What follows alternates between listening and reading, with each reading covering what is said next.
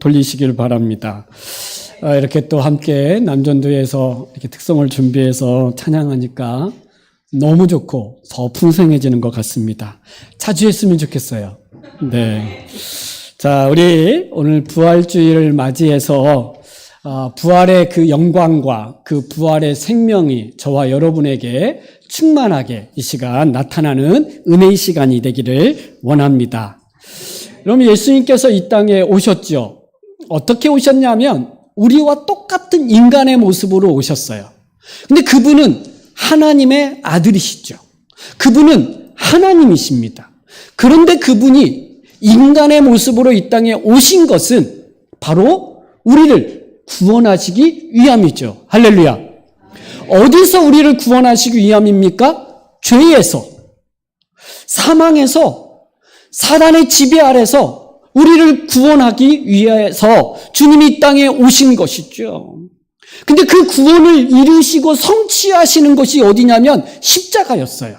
왜냐하면 죄의 싹은 사망이니까. 우리를 죄에서 사망에서 구원하시기 위해서 그분이 우리의 죄를 대신하여 십자가의 죽으심으로 우리의 구원을 이루시는 것이죠. 할렐루야. 아멘. 근데 우리가 그 예수 그리스도의 십자가의 죽으심으로 죄와 사망에서 우리를 구원하셨다라고 말씀하셨을 때, 그래 내가 예수님의 그 십자가의 은혜로 내가 구원받았다라고 하는 그 구원이 뭐냐면 나 죽으면 천국 간다라는 말이 아니라, 물론 그 말이 틀린 말은 아니지만 구원을 잘 드러낸 건 아니에요. 여러분, 우리가 죽어서 천국 가기 위해서 예수님이 십자가에 죽으신 게 아니에요. 진정한 구원은 뭐냐면 우리가 이 땅에 살아가면서 하나님과 함께 교제하며 살아갈 수 있는 그 존재로 만들어진 게 구원인 것입니다. 할렐루야. 예수님을 믿고 구원받았다라고 하는 것은 하나님이 나의 아버지시고 그분이 나의 왕이 되어주셔서 나를 다스려 가심을 믿고 그분께 맡기는 거예요. 이게 구원받은 자의 삶의 모습이에요. 이제는 내가 나를 위해서 사는 것이 아니라 나를 위하여 십자가를 지신 하나님의 아들을 믿는 믿음 안에서 사는 것이라. 나를 위해서 사는 것이 아니라 예수 그리스도를 믿을 때 그분 안에서 하나님의 자녀로 거룩한 하나님의 백성으로 살아가는 복이 주어지는 거예요. 구원은 하나님의 자녀요 백성이 되어 하나님 앞에서 살아가는 게 구원이구나. 내가 이 땅에서 잘 먹고 잘 살고 성공하고 어려움이 없이 살아가는 게 구원이 아니고 하나님의 뜻에 순종하며 살아가는 것이 구원이라고 말할 수 있는 거예요. 여러분은 구원받은 자입니까? 아멘. 예수 그리스도의 십자가의 은혜로 구원을 받은 자는 이제는 하나님이 나의 아버지시구나. 이제 나를 고아와 같이 버려두지 않고 사망의 음침한 골짜기로 지난다 할지라도 하나님이 나와 함께 계셔서 그 고난의 골짜기를 걸어갈 수 있게끔 하시는 이가 하나님이시구나. 이걸 볼 수 있고 이걸 믿어야 되고 그 골짜기 속에서 하나님과의 친밀한 교제와 사귐이 있는 것이 구원의 증거들이에요. 그 하나님과 함께 살아가는 구원의 증거가 여러분의 삶에 매 순간순간 있기를 주님의 이름으로 축복합니다. 저는 이것이 구원이고 이것을 알고 맛보고 경험한다면 정말 두려울 게 없어요. 내가 좀 몸이 아파도 내 사업이 좀 안 돼도 지금 어려움이 좀 있어도 그 사망의 골짜기를 걸어가고 있는 내 삶 속에 나 혼자 있는 것이 아니라 바로 십자가의 은혜로 구원받은 나에게 하나님이 나와 함께 계심을 믿기 때문에 그런 것이죠.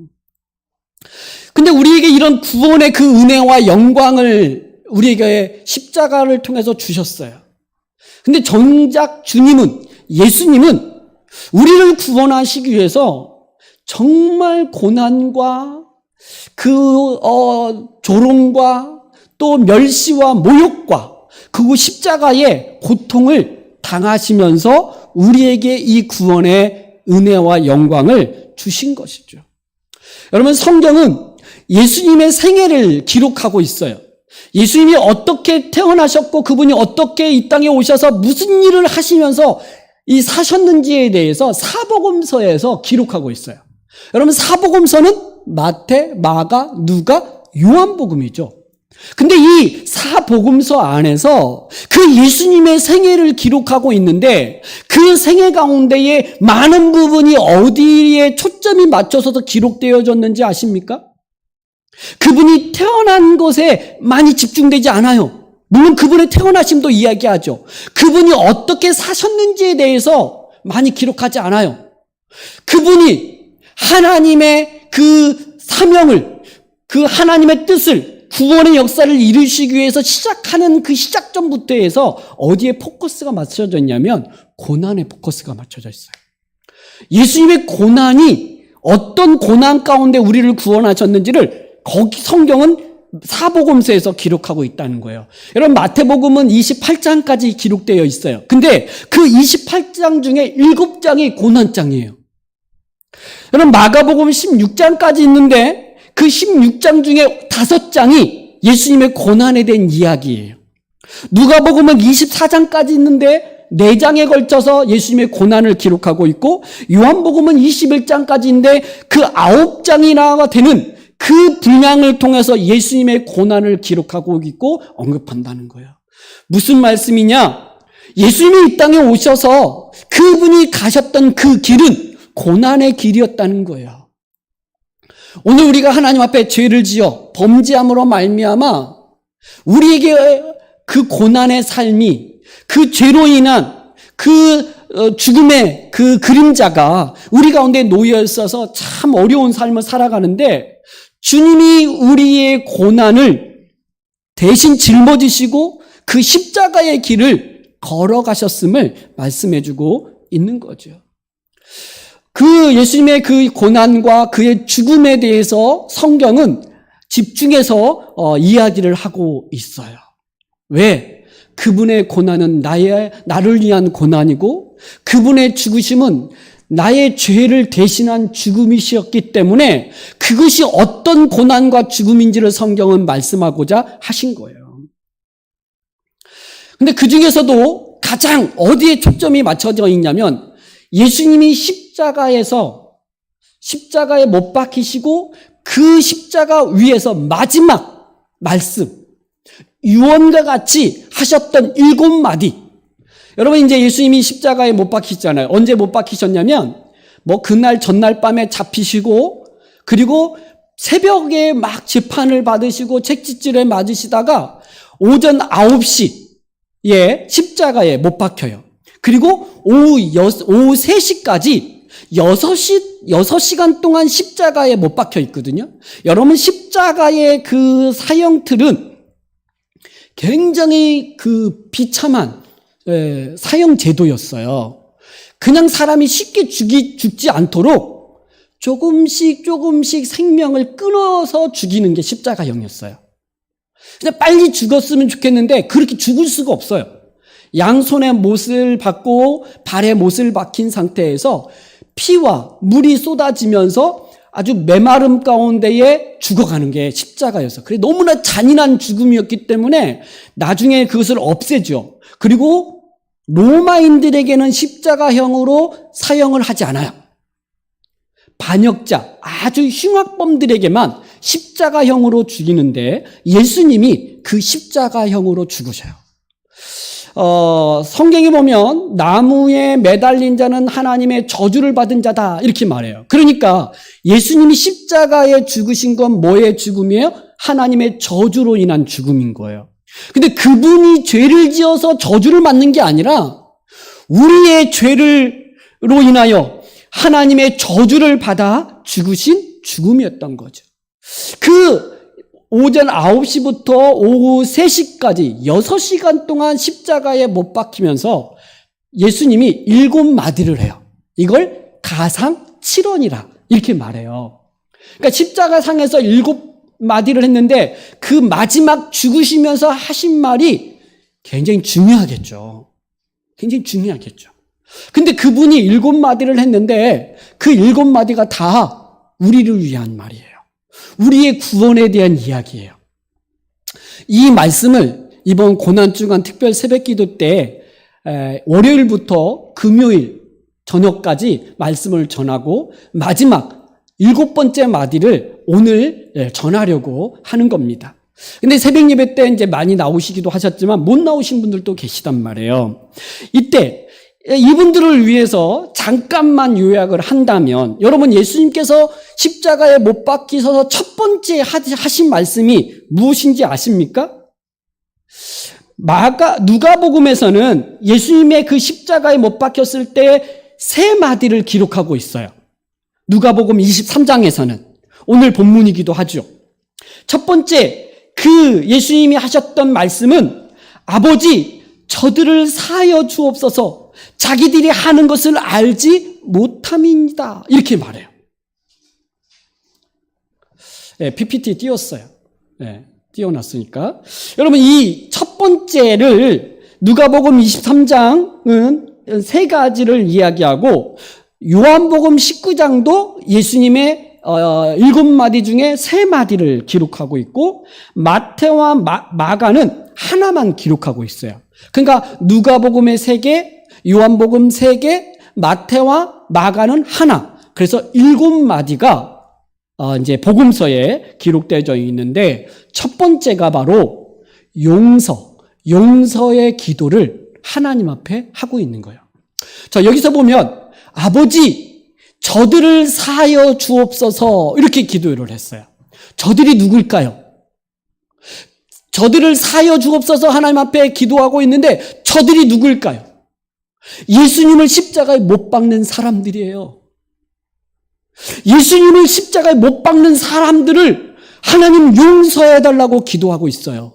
그 예수님을 십자가에 못 박았던 사람들이 누굽니까? 군인들일 수 있어요. 직접 망치와 못으로 예수님의 손에 못을 박은 사람들일 수도 있죠. 왜 예수님이 십자가에 못 박혔습니까? 종교 지도자들, 그 당시 대제사장들, 서기관들, 장로들이 예수님을 모함을 해서 거짓 증언으로 해서 예수님을 재판에 넘겼던 사람들이에요. 아마 그들이 예수님을 십자가에 못 박았죠. 예수님이 죄가 없음을 분명히 알았음에도 불구하고 재판장이었던 빌라도는 밀란이 날까봐, 오히려 자기의 정치의 앞길에 흠집이 잡힐까봐 예수님이 죄가 없음을 알고도 사형 언도를 내렸던 그들. 아니, 오늘 우리가 범하고 있는, 죄를 짓고 있는 우리의 죄를 사여달라고 예수님께서 기도하시는 거예요. 예수님이 우리의 죄를 사하기 위해서 이 땅에 오셨고, 그 예수님이 우리의 죄를 사하시기 위해서 우리의 죄값을 대신하여 십자가에 죽으신 거예요. 이 예수님을 믿는 저와 여러분이 되기를 원합니다. 믿는다면 여러분의 죄가 십자가에서 다 용서되었음 또한 믿으시기 바랍니다. 이게 믿음이에요. 나는 모르는데요. 나는 그 당시 없었는데요. 아니요. 하나님이 정하신 방식이었어요. 이 방식으로 우리의 죄를 용서해 주시겠다고 약속하셨기 때문인 것이죠. 그래서 예수님은 죽으시면서까지 자기에게 못을 박는 저들을 위하여 용서해달라고 하나님 앞에 기도를 하고 있어요. 그러면서 주님이 하신 말씀은 자기들이 하는 것을 알지 못하니이다, 이렇게 말하고 있어요. 자기들이 하고 있는 것이 무엇인지 모른대요. 사실은요, 군인이여 예수님의 손에 못 박는 거, 이게 뭔지 알아요. 종교 지도자들 빌라도, 그들은 계획하면서 철저하게 친밀하게 계획하면서 예수님을 십자가에 못 박고 있어요. 그들이 모르는 게 아니라 알면서 하죠. 근데 그들이 진짜 모르는 건 뭐냐면 예수님의 십자가의 죽음이 어떤 의미인지를 몰라요. 영적인 의미를 모른다는 거예요. 그게 뭐예요? 나의 죄를 대신하여 예수님이 십자가에 못 박혀 죽으시는구나 라고 하는 건 모른다는 거예요. 여러분, 세상 사람들도 예수님이 십자가에 못 박힌 거 알아요. 근데 그분이 십자가에 못 박힌 것은 그 십자가에서 나의 죄를 대신하여 죽으셨다는 건 모르기 때문에 믿지 않는 거죠. 그걸 믿는다면 그들에게 구원의 은혜가 임할 줄 믿습니다. 그리고 그 은혜 속에서 우리는 다시 죄 사함을 받은 자로서 하나님 앞에 나와 그 하나님의 뜻을 쫓아 순종하며 살아가는 하나님의 백성이 되는 거예요. 자기 자신을 위해서 살아가는 게 아니라 이 은혜가 저와 여러분에 있기를 원합니다. 두 번째는요, 예수님께서 오늘 내가 나와 함께 낙원에 있으리라 이렇게 말씀하신 거였어요. 이 누가복음 23장 43절인데요. 이 말씀은 누구에게 한 거냐면 그 오른편에 있는 강도에게 한 말이에요. 여러분, 예수님이 십자가에 못 박힐 때 양쪽에 강도 2명이 있었어요. 그들은 누가복음에서는 행악자다, 아주 큰 죄를 지은 자다 이렇게 말을 해요. 아주 흉악범이었어요. 흉악범. 아마 살인을 했다 뭐 이런 얘기도 하는데 어쨌든 그 두 강도 흉악범이 예수님 오른편 왼편에 못 박혀서 함께 죽어갔단 말이에요. 그때 처음에는 이 둘도 예수님을 향하여 비난을 해요. 네가 하나님의 아들이거든. 너를 구원하고 우리도 좀 구해놔라. 이렇게 비난하고 욕을 하죠. 근데 갑자기 그 둘 중 하나의 강도가 마음의 변화가 일어나요. 그러면서 예수님을 비난하는 그 사람을 향하여 이 책망을 하면서 예수님, 당신의 나라에 들어가거든 나를 좀 기억해 주세요 라고 이 강도가 말을 해요. 그가 마지막 십자가에서 그 죽음 앞에서 회심을 하고 예수님의 나라가 임할 때 나를 기억해 달라고 하시자 예수님께서 그에게 하신 말씀이 오늘 내가 나와 함께 낙원에 있으리라 하신 말씀이었어요. 그는 흉악범이라 할지라도 그가 회개하고 내가 죄인임을 인정하고 하나님을 두려워하고 예수님의 나라가 임할 것을 믿을 때에 그가 구원을 얻는 거예요. 그는 한평생 흉악범으로 살았을지 몰라요. 그래서 그 결과로 십자가에서 죽어가고 있는 그 순간에 예수님이 누구신지를 알고 그의 나라가 임할 것을 알았을 때 그분께 나아가 고백할 때 주님의 구원하심이 그에게도 임한 거예요. 오늘 우리에게 이 말씀을 들으면서 오늘 우리에게 구원의 역사가 우리 가운데 나타나기를 원합니다. 주님은 우리를 구원하시기 위해서 이 땅에 오셨고 십자가에 죽으시기 때문에 그렇습니다. 세 번째는 예수님께서 하신 말씀이 여자여 보소서 내 아들입니다. 보라 내 어머니라 이렇게 세 번째 이 말씀을 하신 거예요. 예수님이 십자가에 못 박히실 때 자기 십자가 아래에 그의 어머니 마리아가 있었어요. 어머니는 자기 아들이 죽어가는 그 죽음 앞에서 얼마나 고통스러울까요? 우리 어린 아이가 병원에 가서 아파서 주사 한 대 맞을 때 자지러지게 울 때 엄마 이렇게 하고 울 때 진짜 부모의 마음은 진짜 찢어지죠. 내가 차라리 맞았으면 좋겠다. 내가 차라리 아팠으면 좋겠다. 이 누구보다도 고통스러운 게 부모의 그 마음이죠. 아마 십자가에 못 박혀 죽으시는 그 예수님의 모습을 보면서 그의 어머니 마리아는 정말 칼로 자기 마음을 찢는 것 같은 고통이 있었을 거예요. 근데 예수님께서 그 모습을 보시면서 여자여 보소서 아들입니다 이렇게 말해요. 여기서 아들이라는 말을 자신을 말하는 게 아니라 그 마리아 옆에 서 있는 예수님의 제자 요한을 가리켜 아들이라고 말해요. 그리고 그 제자 요한에게 어머니라 이렇게 말하는 거예요. 부탁하는 거죠. 요한에게 그 어머니를 부탁해요.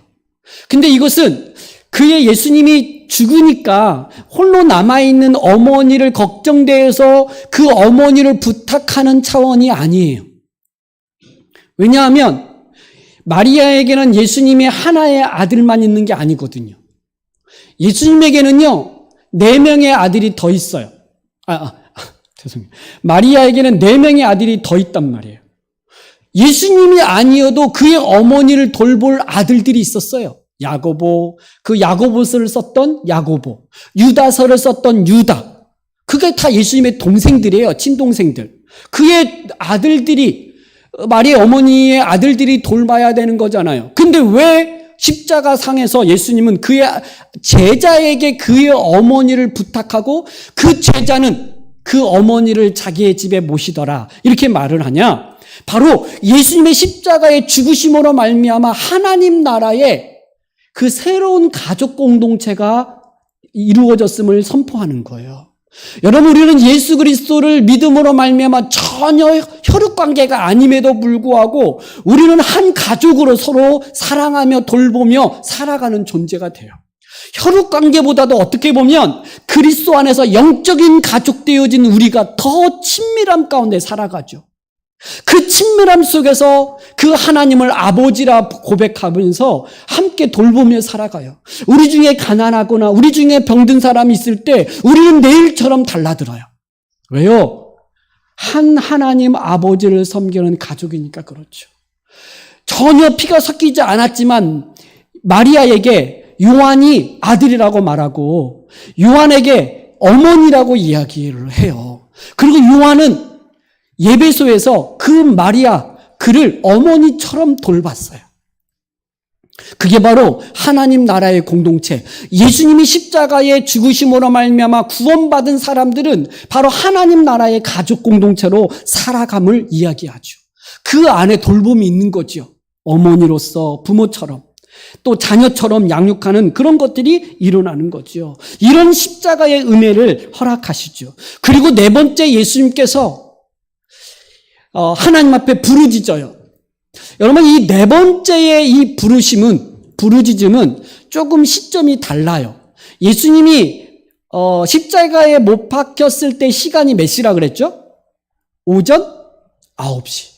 아마 이 십자가에 못 박혔을 때의 그 3마디, 첫 번째, 두 번째 3마디를 아마 십자가에 못 박힌 다음에 하셨을 거예요. 근데 오늘 이 4번째부터는 6시간이 흐른 다음에, 그러니까 굉장한 긴 침묵이 흘렀어요.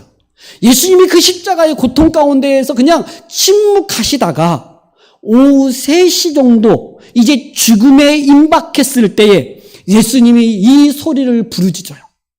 뭐라고 부르짖느냐? 아람어로 엘리 엘리 라마 사박다니, 이는 곧 나의 하나님 어찌하여 나를 버리시나이까. 여러분, 하나님의 버리심 앞에 예수님은 절규를 해요. 여러분, 하나님이 예수님을 버리셨어요.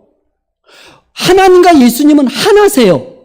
한 번도 그분들은 떨어져 본 적이 없어요. 그분은 하나인데 그 하나였던 그 하나님과 예수님과의 관계에서 이게 떨어지는, 분리되는, 하나님이 예수님을 외면을 해요. 고개를 돌려버리세요. 왜냐하면 예수님의 그 십자가의 죽음은 그 죄로 인한 하나님의 저주를 받아 죽는 죽음이거든요. 근데 그분의 죄 때문에 저주를 받는 게 아니라 모든 사람, 우리가 지은 죄로 인한 저주를 그분이 받아야 돼요. 그래서 죽음이 그에게 임해야 되는데 이것은 하나님이 돌리심으로, 버리심으로 그의 죽음이 임하는 거예요. 예수님이 엘리 엘리 라마 사박다니 하면서 나의 하나님 어찌하여 나를 버리시나이까 이렇게 할 때 육체적인 고통 때문만이 아니었어요. 예수님의 이 절규는 육체의 고통이 아닌 영적인 하나님과의 이 분리에 대한 고통이 너무나 컸기 때문이에요. 여러분, 오늘 우리 그리스도인들에게 있어서 이 세상에 살아가면서 경제적인 고통, 사람과의 관계로부터 오는 그 고통, 직장이 없어서 가정의 어려움으로 인해서 고통이 있어요. 그 말로 할 수 없는 고통들이라고 할 수 있어요. 그러나 그보다도 더 심각한 고통은 뭐냐면 하나님과의 관계가 깨어지는 이 고통이어야 돼요. 내 삶에 하나님이 안 계시는 것 같아. 내 삶에 하나님이 도우심이 없는 것 같아. 여러분, 이것만큼 우리에게 고통스러움으로 다가와야지 괜찮다. 어떨 때는 가끔 하나님이 좀 떠나셨으면, 이거 안 보셨으면 좋겠어, 나와 함께 하지 않았으면 좋겠어 라고 하는 생각이 들 때가 있어요. 어느 때? 죄 지을 때, 내 마음대로 살려고 할 때. 이때는 하나님이 좀 모른 척 해주셨으면 좋겠다. 여러분, 하나님이 내 삶에 간섭하지 아니하시고 함께 하지 않는 것이 지옥이에요. 여러분, 지옥은요, 그냥 어떤 불의 뜨거움이 있는 곳이 지옥이 아니라 하나님이 함께하지 않는, 하나님의 은혜가 자비가 없는 곳이 지옥이에요. 이 땅의 삶에서도 그와 같은 고통을 겪을 수 있는데, 그런 하나님이 없는 것 같은 삶이 가장 고통임을 아셔야 돼요. 그래서 부르짖어야 돼요. 하나님 앞에 나오셔야 되고 하나님의 은혜를 구하셔야 돼요. 하나님은 우리를 구원하시기 위해서 자기의 하나밖에 없는 아들, 사랑하는 그 아들을 내어주시면서까지 우리와 함께 하시기를 원하시기 때문에 여러분이 어떤 상황 가운데 있든지 간에 하나님 앞에 부르짖을 때 하나님은 나의 부르짖음을 들으시고 은혜를 베푸시는 자비의 하나님이신 줄 믿습니다. 예수님은 그 고통을 겪으면서 하나님 앞에 부르짖었어요. 그분의 고통은, 그분의 부르짖음은 바로 하나님과의 영적인 단절로 인한 고통이었음을 이야기하고 있는 거죠. 근데 그분의 그 하나님의 저주는 그 예수님의 죄가 아닌 우리가 받아야 될 죄와 저주로 인한 고통으로 인한 버림이었다. 여러분, 그리고 그 예수님께서 하신 말씀이 그 다음 5번째가 내가 목마르다라는 말이었어요. 여러분, 이제 영적인 그런 하나님과의 단절로 인한 부르짖음 이후에 이 육체로 인한 갈증으로 인한 부르짖음이었어요. 내가 목마르다. 사실 예수님은 하나님의 뜻에 순종하여 고난의 길을 걸으시고 십자가에 못 박혀 죽으시고 계세요. 하나님의 그 구원 역사를 이루시기 위해서 순종하며 가고 있죠. 먼저는 육체의 그 목마름으로 인한 내 목마름이 목마르다 이렇게 말을 했을 거예요. 그러나 예수님의 또 다른 목마름은 더 하나님에 대한 목마름이에요. 우리가 예배를 드리면서 더 예배에 대한 목마름이 있어야 되고, 우리의 삶 가운데 주님의 뜻에 순종하며 살아가면서도 더 주의 뜻에 순종하고자 하는 목마름이 있어야 돼요. 영적인 목마름이 내 안에 있는가? 아니면 내 육체적인 이 세상에서 어떤 목마름을 채우기 위해서 내 시간과 내 물질과 내 인생을 그곳에 들이면서 살고 있는가? 영적인 목마름 속에서 하나님을 위해서 살아야 된다라고 하는 것이죠. 그리고 6번째, 예수님께서는 다 이루었다라고 말씀하시면서 운명하시죠. 여러분, 다 이루었다. 바로 예수님이 십자가에서 아까 구원의 그 조건을 성취하신 거예요. 이 하나님이 죄인을 구원하시고자 하는 그 모든 것의 성취로서의 그분의 죽으심으로 이루었다. 이렇게 말씀하시는 거죠. 그래서 죄와 사망과 모든 율법에 대한 이 성취로 예수님이 십자가의 죽으심으로 다 성취하시고 이루었다라고 말씀을 하시는 거죠. 그리고 오늘 드디어 마지막 예수님께서 그 다 이루었다라고 말씀하신 다음에 이 말씀을 하세요. 아버지, 내 영혼을 아버지 손에 부탁하나이다. 여러분, 이 예수님께서 마지막 자기의 영혼, 그 영혼을 하나님 손에 맡기세요. 아마 이 예수님이 하나님께 자기 영혼을 맡기신다라는 것은 다시 부활에 대한 믿음이 있는 거예요. 다시 살아날 것에 대한 믿음이 있는 거예요. 내 영혼을 아버지 손에 부탁하나이다. 여러분, 부활의 영광이 바로 다시 살리실 것에 대한 이 믿음의 고백 가운데에 그분께 하나님 앞에 이 고백을 하는 것이죠. 여러분, 우리의 영혼은 하나님 손에 있습니다. 할렐루야.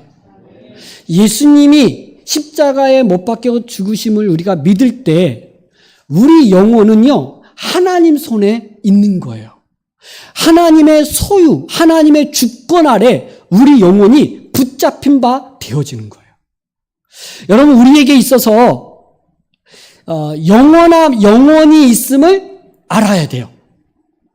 육체의 죽음으로 이 세상이 끝이 아니에요. 우리에게는 영원히 있음을 알고 그 영원한 세계에 우리 영혼을 하나님께 맡겨야 되는 거예요. 할렐루야. 이 세상에서 어떤 사람은 30년, 50년, 70년, 80년을 살아요. 그냥 모든 사람이 다 죽음에 이르게 되죠. 그 죽음, 육체의 죽음은 있을지언정 영혼에 대한 죽음은 없어요. 물론 하나님 품에 안기지 아니하는 것이 영적인 죽음으로 지옥에 간다라고 말할 수 있겠죠. 영원한 세계가 있음을 우리는 알고 그 영혼을 하나님께 맡겨야 되는 거죠. 우리가 한평생 예수님을 믿고 구원받은 자로서 이 땅에서 살아가면서 많은 어떤 일들을 하면서 살아요. 그의 인생을 보면 어떻게 보면 한 직장의 인생에 그냥 다 인생을 그 안에 들이면서 그냥 살아가는 사람도 있고, 어떤 사람은 자녀에게 모든 마음과 모든 인생을 다 쏟아보면서 그냥 자녀를 위해서 살아가는 사람도 있고, 어떤 사람은 자기가 좋아하는 취미 생활을 하고 그것을 누리기 위해서 인생을 다 그것을 위해서 돈 벌고 그것을 위해서 자기 인생을 허비하면서 살아가는 사람도 있어요. 그런데 끝이 영원한 세계가 있음을 알아야 되고, 그 영원한 세계가 있다면 오늘 우리의 인생 속에서 무엇을 준비하며 살아가야 되는지를 우리는 기억해야 돼요. 인생에서 어떤 지혜롭다라고 하는 사람들 중에 어떤 사람이 있냐면 노후를 대비하면서 살아가는 사람이 지혜롭다고 이야기해요. 그래서 당신은 지금 노후를 위해서 어떤 걸 준비하고 있습니까? 막 이렇게 묻기도 해요. 그래서 그 노후에 20년, 30년의 그 남은 인생을 좀 더 부유하게 살기 위해서 우리의 젊은 날들에 그 모든 것들을 거기에 투자하고 준비하면서 노후를 대비한다고 이야기해요. 그럴 때의 사람들은 지혜롭다고 이야기하는 사람들이 있어요. 그런데 여러분이 가야 될 영원한 나라, 나의 영혼이 그 하나님의 나라의 갈터인데 그 영원한 사후의 세계를 준비하는 일에 대해서는 얼마나 준비하느냐는 거죠. 그저 자기가 좋아하는 것, 어떤 것에 그냥 묶여서 인생을 거기에 쏟아붓고 이만은 있지는 않느냐는 거예요. 하나님은 내가 하고자 하고 이루고자 하는 일에 돕는 분으로, 그저 하나님은 그 일에 서포트하는 것으로만 하나님의 존재를 인식하며 살아간다면, 내 자녀가 잘 되기 위해서 하나님 도와주시고, 내가 사업하는 이 사업이 잘 되기 위해서 하나님이 도와주시고, 내 가정이 좀 편안하게 하기 위해서 하나님 가정을 도와주시고, 그러니까 자기가 원하고 바라는 것에 하나님이 도와주시는 그런 존재로 하나님을 인식하면서 자기 인생을 사느냐, 아니면 영원한 하나님의 나라, 그 하나님께 나의 영혼을 맡겼다면 그분의 그 사후의 세계를 위해서 오늘 그 영원한 것을 위해서 내가 오늘 살아야 되는데, 그거에 대해서는 관심이 없을 수도 있고 너무나 미약할 수도 있다는 거예요. 예수님은요, 하나님의 뜻에 순종하면서 십자가에 못 박히셨어요. 그리고 마지막 하나님께 자기 영혼을 하나님 손에 부탁하나이다, 이렇게 하고 있단 말이에요. 우리는 한평생 주님의 뜻에 나를 구원하시고 나를 통하여 거룩한 하나님의 백성으로 이 땅 가운데 살아가도록 그 부르심에 대해서 살아가면서 나의 영혼을 하나님께 부탁해야 된다는 거예요.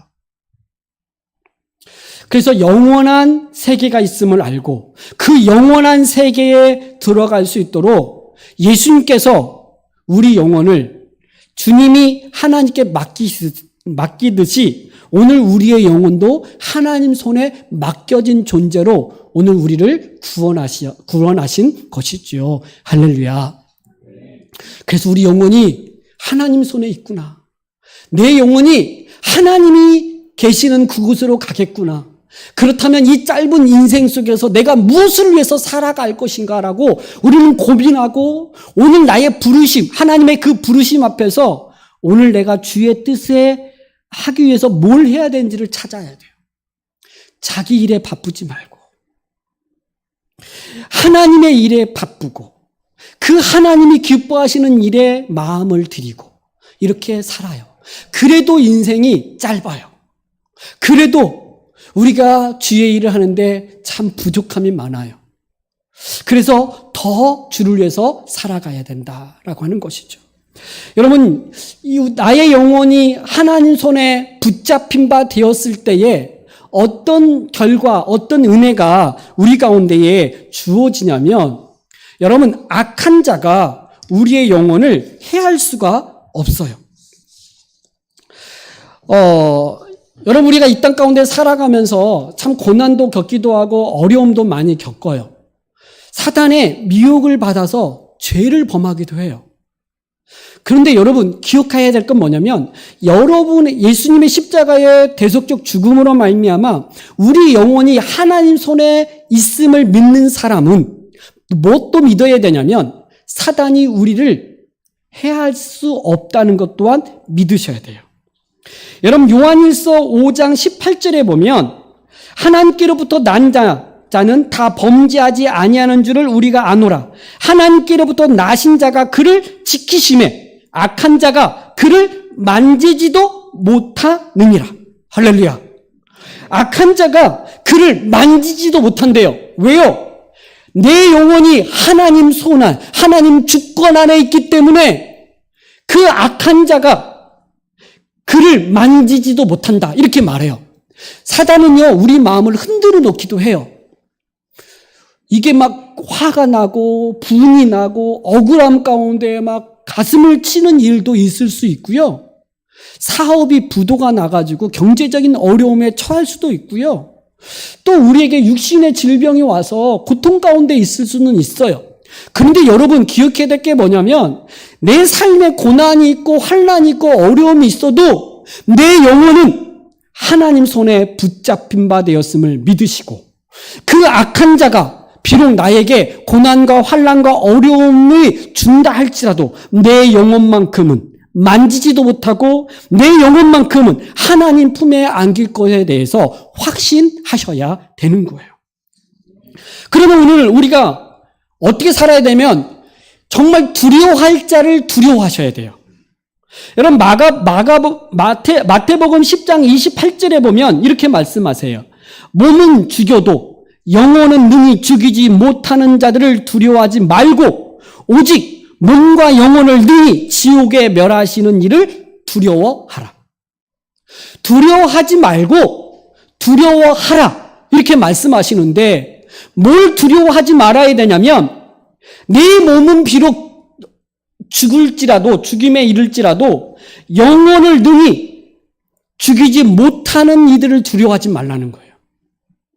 정말 두려워할 건 누구냐면 몸과 영혼을 능히 지옥에 멸하시는 이를 두려워하래요.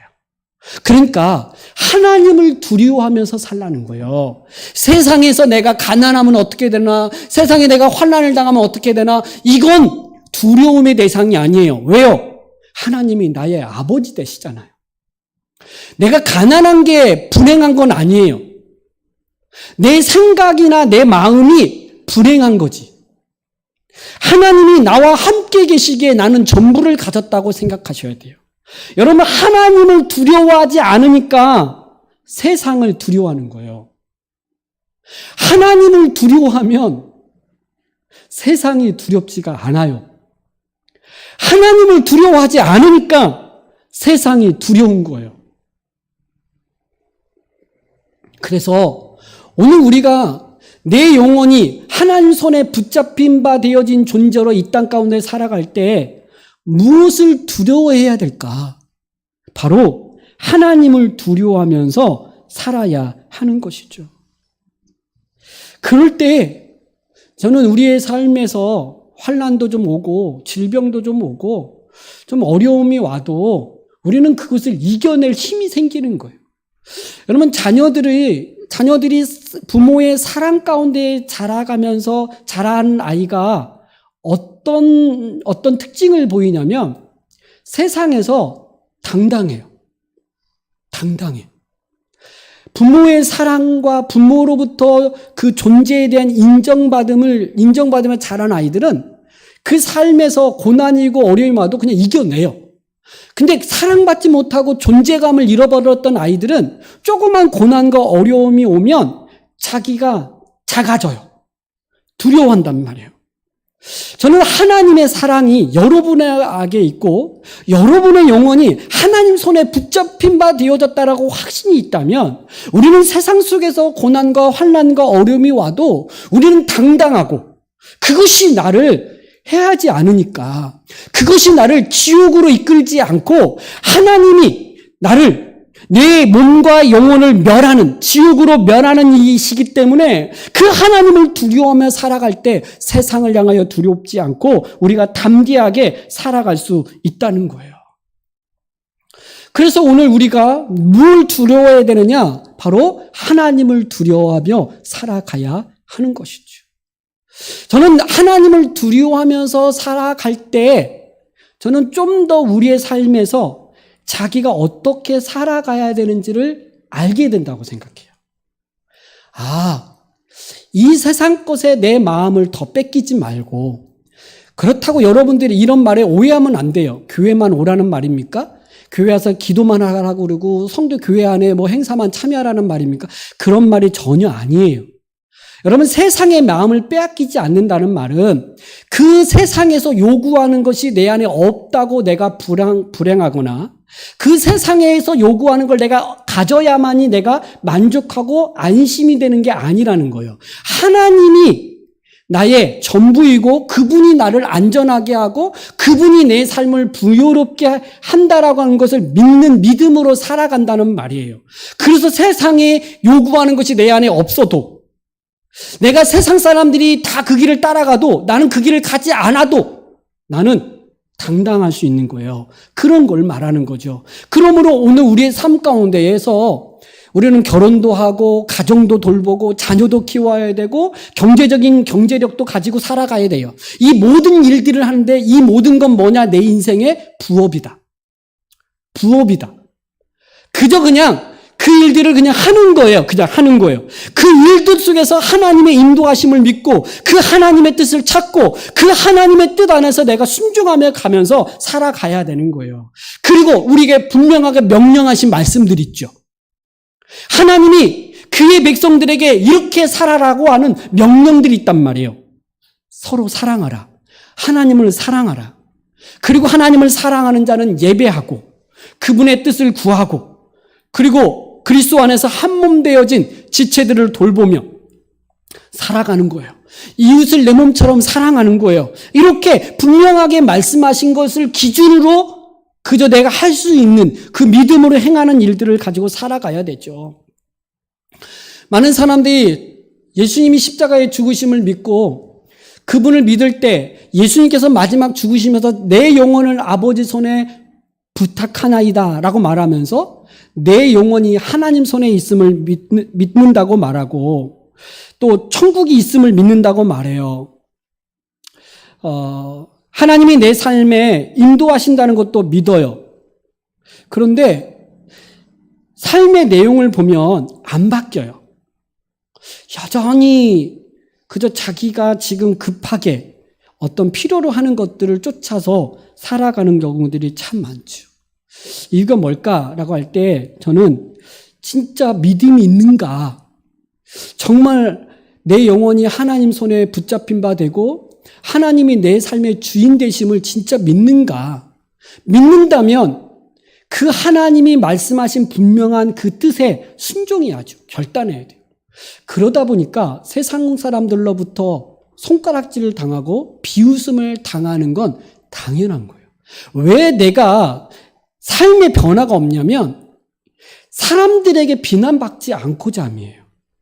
여러분, 예수님께서 십자가에 못 박혔을 때에 하나님 앞에 부르짖었을 때에 밑이 십자가 아래서 사람들은 뭐라 그러는 줄 알아요? 내가 하나님의 아들이거든. 거기서 내려와 봐. 그러면 믿어줄게. 너 구원하고 우리를 구원해라고 조롱을 해요. 예수님이 십자가 하나님의 뜻에 순종하여 십자가에 못 박혀 죽으시는데 그 하나님의 뜻에 순종하는데 사람들은 조롱해요. 비웃어요.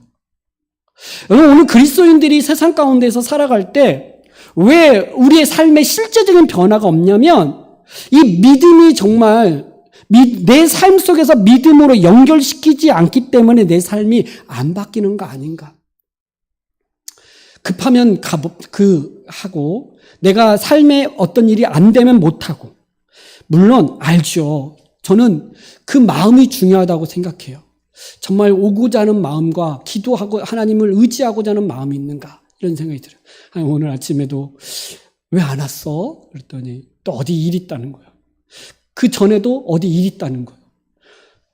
그래서 그런 말을 들으면 그러니까 저는 될 수 있으면 예배드리기 전에 이렇게 말을 안 하려고 하는데 마음이 무너지는 거예요. 왜 그럴까? 왜 그렇게 결정을 했을까?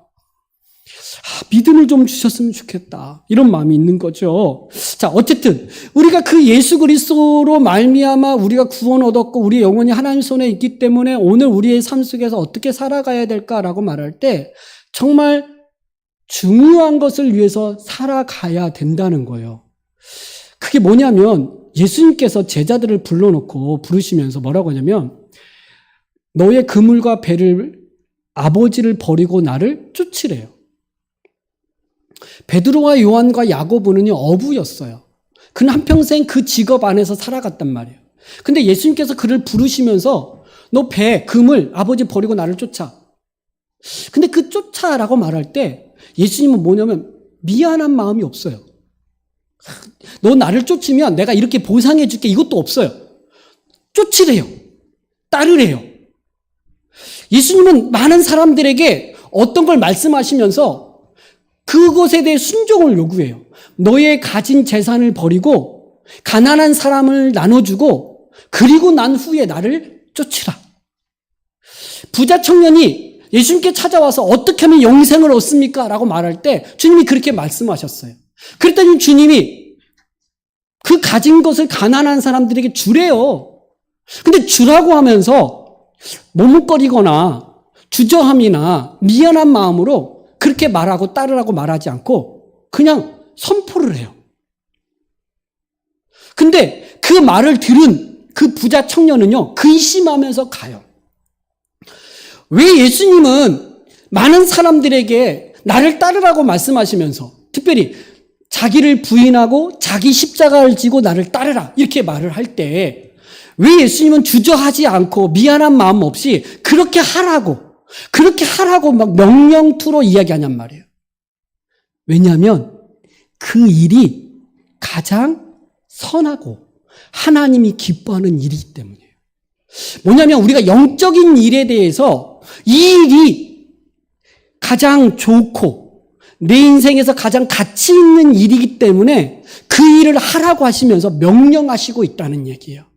저는 하나님의 나라를 소망하고 내 영혼이 하나님 손에 붙잡힌 바 되어져 온 상태에서 우리의 남아있는 생애 속에서 우리가 어떻게 살 것인가를 생각할 때 저것이 아니라 진짜 하나님이 기뻐하시는 그 일을 하는 데 있어서 드려야 된다고 생각하는 거예요. 정말 봐야 돼요. 그 가치를 봐야 돼요. 밭에 감추어진 보화를 그 보화의 가치를 알면 자기가 가지고 있는 모든 재산을 팔아서 그 가치를 사버린다는 거예요. 그리고 나서 너무 좋아요. 웃는 거예요. 그 가치를 발견한 사람이 자기 모든 걸 들여서 사고 나서 기뻐하는 거예요.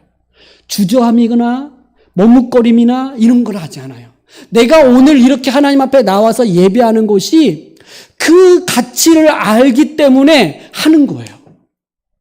내가 다른 사람, 연약한 사람을 찾아가서 돌보고 섬기는 것이 그 가치를 알기 때문에 그냥 가서 하는 거예요. 내 힘으로 이 땅 가운데 살 수 없기 때문에 하나님 앞에 엎드려 기도하면서 가는 거예요. 이것의 가치를 알기 때문에 그냥 간다는 거예요. 우리가 인생을 살아가면서 무엇의 가치를 두면서 살아가야 되는지를 우리는 분명히 알고 그렇게 살아가는 인생이 되어져야 된다라고 하는 거죠. 어떤 사람이요? 내 영혼이 하나님 손에 붙잡힌 바 되어졌음을 믿는 자는 그렇게 살아가죠. 예수님께서 그렇게 하나님 앞에 마지막 7번째 그 마디를 한 다음에 예수님이 죽으셨지만 그는 3일 만에 부활하세요. 하나님께서 그 예수님을 다시 다시 살리시고 그 생명을 오늘 그를 믿는 그 예수 그리스도의 십자가를 믿는 자들이 죄사함을 얻은 그들에게 부활 생명을 주시고 부활의 소망을 가지고 살게 하시는 은혜를 허락하시는 거죠. 우리 영혼을 하나님 손에 맡기고 주님이 다시 우리를 다시 살리실 것을 믿고 그 믿음으로 오늘 우리의 삶 가운데 가장 가치 있는 일이 무엇일까? 내 인생은 무엇에 더 집중하며 살아갈 것인가를 생각하며 살아가는 우리에게 하나님의 부활의 영광이, 부활의 소망이, 부활의 생명이 우리 안에 충만하게 나타나는 그 은혜가 있기를 주님의 이름으로 축복합니다. 기도하겠습니다. 우리 한번 같이 주님의 그 십자가의 그 은혜를